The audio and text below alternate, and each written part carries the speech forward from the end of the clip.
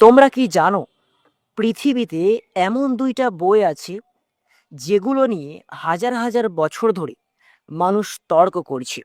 একদল দাবি করে বলে এটা সত্য, আরেক দল দাবি করে বলে ওটা সত্য।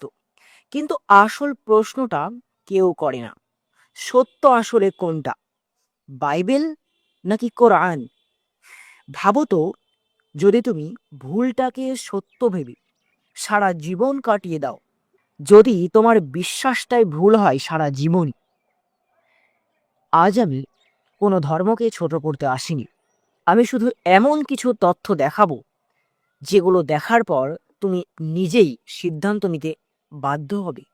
ঠিক ইতিহাস, বিজ্ঞান, ভবিষ্যৎবাণী সব কিছু মিলিয়ে আজ আমরা খুঁজব পৃথিবীর সবচেয়ে বড় প্রশ্নের উত্তর। কোন কিতাবটা আসল সত্য, পবিত্র কোরআন নাকি বাইবেল?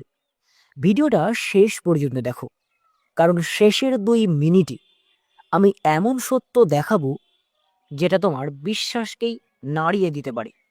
ঠিক আমরা সবাই কোনো না কোনো ধর্মে জন্মেছি, কেউ মুসলিম ঘরে, কেউ খ্রিস্টান ঘরে, কেউ হিন্দু ঘরে, আবার কেউ শিখ ঘরে। কিন্তু তুমি কি কখনো একবার নিজের মনকে জিজ্ঞেস করেছো, আমি যে পথে আছি সেটা কি সত্যিই সঠিক পথ, নাকি আমি শুধু আমার পরিবার, সমাজ আর জন্মের কারণে এই পথটাকে বেছে নিয়েছি? ভাই, প্রথমেই বলছি, আমি কোনো তর্ক করতে আসিনি, আমি কাউকে আঘাত করতেও আসিনি। আজ আমি শুধু সত্য খুঁজতে এসেছি। আর সেই সত্য খোঁজার জন্য আমরা কথা বলবো দুইটা বড় কিতাব নিয়ে, পবিত্র কোরআন একদিকে এবং অপরদিকে বাইবেল। আর এই দুইটা কিতাবই দাবি করে তারা সৃষ্টিকর্তার পক্ষ থেকে এসেছে, তারা মানুষকে সঠিক পথ দেখানোর জন্য পাঠানো হয়েছে। কিন্তু প্রশ্ন হলো, যদি পবিত্র আল কোরআন আর পবিত্র বাইবেল এই দুইটার মধ্যে পার্থক্য থাকে, তাহলে আসল সত্য কোনটা? তাহলে চলো তোমাদের একটু পেছনের ইতিহাসে ফিরিয়ে নিয়ে যায়। ঠিক ইতিহাসের দিকে তাকালে আমরা পরিষ্কারভাবে দেখতে পাবো বাইবেল এমন একটা কিতাব না যেটা একদিনে নাজিল হয়েছে। আর এই বাইবেল এটা অনেকগুলো বইয়ের সংকলন, বিভিন্ন সময়ে বিভিন্ন মানুষের মাধ্যমে লেখা। এই বাইবেলে আছে পুরাতন নিয়ম, নতুন নিয়ম, অনেক নবীর কথা, অনেক ঘটনার বর্ণনা আছে। কিন্তু ইতিহাসবিদরাই বলেন এই কিতাবের, বাইবেলের মধ্যে সময়ের সাথে সাথে পরিবর্তনের শিকার হয়েছে। কিছু অংশ যোগ হয়েছে, কিছু অংশ বাদ গেছে, আর বিভিন্ন সংস্করণ তৈরি হয়েছে। আর এই একই ঘটনার বিভিন্ন বর্ণনা পাওয়া যায় বাইবেলের ভিতরে। দর্শক, তাহলে পরিষ্কার বোঝা যাচ্ছে বাইবেল মানুষের হাতে এসে পরিবর্তনের শিকার হয়েছে। ঠিক অন্যদিকে যদি দেখি পবিত্র আল কোরআনের দিকে, ঠিক মুসলিমদের বিশ্বাস অনুযায়ী এই পবিত্র কোরআন এটা কোনো মানুষের লেখা না, এটা সরাসরি আল্লাহর বাণী, যা নাজিল হয়েছিল হজরত মোহাম্মদ সাল্লাল্লাহু আলাইহি সাল্লামের উপরে ঠিক প্রায় 1400 বছর আগে। আর সবচেয়ে আশ্চর্যের বিষয় হলো, আজ পর্যন্ত এই পবিত্র আল কোরআনের একটি অক্ষর পরিবর্তিত হয়নি, কিন্তু বাইবেলে হয়েছে। আর একই ভাষা, একই শব্দ, একই আয়াত, পৃথিবীর যে প্রান্তেই যাও একই কোরআন। তাহলে এখন তুমি নিজেই একটু ভাবো, যদি কোনো কিতাব সত্যিই সৃষ্টিকর্তার পক্ষ থেকে আসে, তাহলে কি সেটাকে রক্ষা করার সৃষ্টিকর্তার দায়িত্ব না? আর যদি সেটা পরিবর্তিত হয়ে যায়, মানুষ নিজের মতো করে বদলে ফেলে, তাহলে কি সেটা আগের মতোই বিশুদ্ধ থাকে? পবিত্র কোরআনের বিভিন্ন জায়গায় আল্লাহ বলেছেন, অনেক জায়গায়, যে পবিত্র কোরআনকে আমি সৃষ্টি করেছি, এই পবিত্র কোরআনের সংরক্ষণকারী আমি নিজেই। কিন্তু বাইবেলে এটা নেই। এমনকি বাইবেল মানুষের হাতে এসে পরিবর্তনের শিকারও পর্যন্ত হয়েছে। কিছু অংশ বাদ দেওয়া হয়েছে, আবার কিছু অংশ যোগ করা হয়েছে। দর্শক, আরেকটা জিনিস খেয়াল করো, পবিত্র আল কোরআন শুধু একটি বই না, এটা একটা জীবন্ত অলৌকিকতা। পৃথিবীর লক্ষ লক্ষ মানুষ এটা হুবহু মুখস্থ করে রেখেছে। আবার ছোট ছোট বাচ্চা পর্যন্ত পুরো পবিত্র কোরআন মুখস্থ বলে দিতে পারে না দেখে। আর তুমি যদি পৃথিবীর সব কোরআন মুছে ফেলো, তবুও মানুষের বুক থেকে আবার সেটা লিখে ফেলা সম্ভব। আর এই রকম সংরক্ষণ পৃথিবীর আর কোনো কিতাবের ক্ষেত্রে দেখা যায় না। তাহলে আমরা এবার একটু আসি মূল বার্তার দিকে। কারণ একটা কিতাবের সত্যতা শুধু তার ইতিহাসে না, তার বার্তাতেও লুকিয়ে থাকে। আর এই পবিত্র কোরআন শুরু থেকে শেষ পর্যন্ত একটা কথাই বলে, এক আল্লাহ, তিনি এক, তার কোনো অংশীদার নেই, তিনি জন্ম দেননি, তিনি জন্মগ্রহণও করেননি, তিনি সব কিছুর স্রষ্টা। ঠিক অন্যদিকে বাইবেলে তুমি বিভিন্ন জায়গায় বিভিন্ন ধারণা পাবে। কোথাও এক ঈশ্বরের কথা, আবার কোথাও তৃতীয়ত্ববাদ, পিতা, পুত্র, পবিত্র আত্মা, এগুলো পাবে। তাহলে এখন একটা সাধারণ প্রশ্ন তোমাদের কাছে, যদি সত্য একটাই হয়, তাহলে কি তার বার্তাও এক হওয়া উচিত না?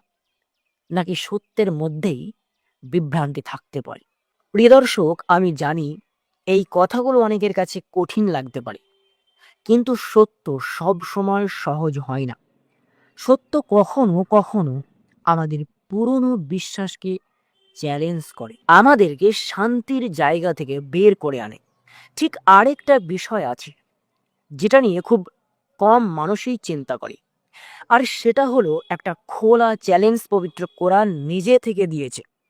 হ্যাঁ, পবিত্র কোরআনে এমন একটা খোলা চ্যালেঞ্জের কথা বলা হয়েছে, আর সেই চ্যালেঞ্জটা হলো পবিত্র আল কোরআনকে যদি কেউ সন্দেহ করে, তাহলে এর মতো একটা সূরা তৈরি করে দেখাও।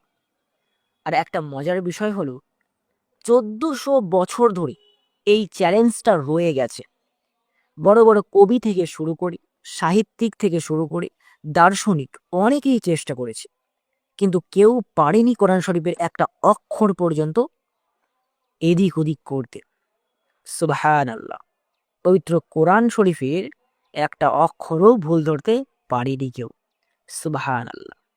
তাহলে এখন তুমি নিজেই ভাবো, একটা বই যদি মানুষের লেখা হতো, তাহলে কি এত বছর ধরে কেউ তার মতো কপি তৈরি করতে পারতো না?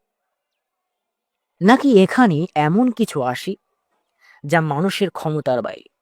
আরেকটা গুরুত্বপূর্ণ দিক হলো ভবিষ্যদ্বাণী আর বৈজ্ঞানিক ইঙ্গিত। পবিত্র কোরআনে এমন কিছু বিষয় বলা হয়েছে যেগুলো সেই সময়ের মানুষের জানা সম্ভব ছিল না। পরে বিজ্ঞান এসে সেগুলোকে সত্য প্রমাণ করেছে। এখন প্রশ্ন হলো, একজন নিরক্ষর মানুষ যিনি মরুভূমিতে বাস করতেন, তিনি কি করে এমন তথ্য দিতে পারেন, যদি না সেটা সৃষ্টিকর্তার পক্ষ থেকে আসে? তাই বন্ধু, আমি আবার বলছি, আমি এখানে কাউকে আঘাত করতে আসিনি। আমি শুধু চাই তুমি নিজের জন্য চিন্তা করো, নিজের জন্য সত্য খুঁজে বের করো। কারণ এই জীবন খুব ছোট, আর এর পরে যা আছে সেটা চিরন্তন। আমরা অনেক সময় সত্যকে এড়িয়ে যাই, কারণ সেটা আমাদের জন্য অস্বস্তিকর। আর আমরা ভাবি, আমি যা পেয়েছি সেটাই ঠিক, আমি কেন প্রশ্ন করব?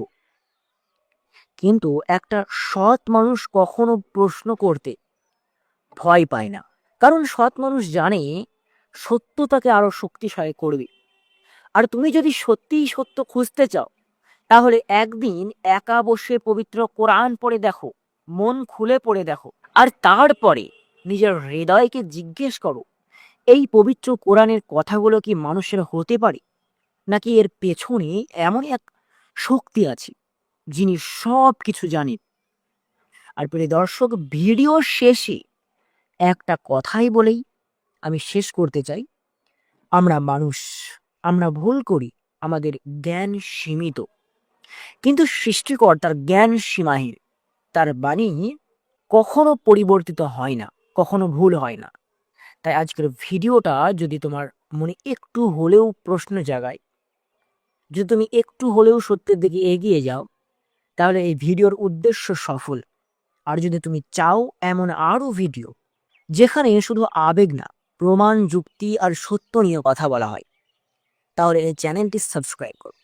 কারণ এখানে আমরা অন্ধভাবে কিছু মানি না, আমরা খুঁজে দেখি, বুঝে নিই আর সত্যকে গ্রহণ করার সাহস রাখি। প্রিয় দর্শক, অনেক খ্রিস্টান ভাইয়ের হয়তো, যেনারা বাইবেল পড়েন, তেনাদের সকলের হয়তো ভিডিওটা দেখে খারাপ লেগেছে। কিন্তু আমার সাথে সাথে আমার যদি কোনো জায়গায় ভুল হয়ে থাকে, আমি ক্ষমা চাচ্ছি। তো আমার কথাগুলো একটু বাইবেলের সাথে মিলিয়ে দেখবেন পরিবর্তনের শিকার হয়েছে কিনা। যদি হয়, আর তোমরা যদি আমার চেয়েও বেশি জ্ঞানী হয়ে থাকো, আবার আগেই যদি বাইবেল কোরআন মুখস্থ করে বসে থাকো, তাহলে অবশ্যই তোমাদের মতামত কমেন্টে জানাও। আমি শুনতে চাই আমার ভিডিওটা কতটা মানুষ দেখলো, সফল হলো ভিডিওটা দেখে। আজকে আমি দেখে নিয়ে বিদায় নিচ্ছি। সকলে ভালো থাকুন, সুস্থ থাকুন। ধন্যবাদ।